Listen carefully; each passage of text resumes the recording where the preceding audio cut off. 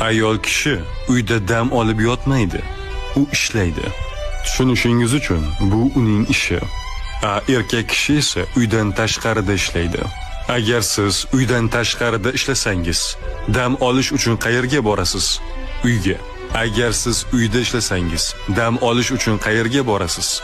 Uydan tashqariga. Ya'ni erkak ishlaydigan tarafda ayol kishi dam olishi kerak. Ayol kishi ishlaydigan joyda esa erkak dam olishi kerak. Shuning uchun ayolimga doim aytaman: dugonalaring bilan dam ol, birga qahva ich.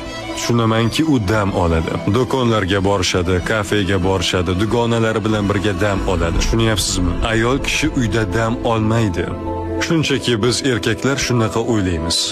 To'xta, men uyda dam olyapmanmi? Demak, sen ham uyda dam olasan. Shuni aytish kerakki, bolalar, uy ishlari, hattoki ham bu uning ishi, ayol kishining ishidir. Lekin shu bilan birga u ham dam olishi kerak. Shuning uchun ham o'z ayoliga dam olishi uchun sharoit qilib berish kerak.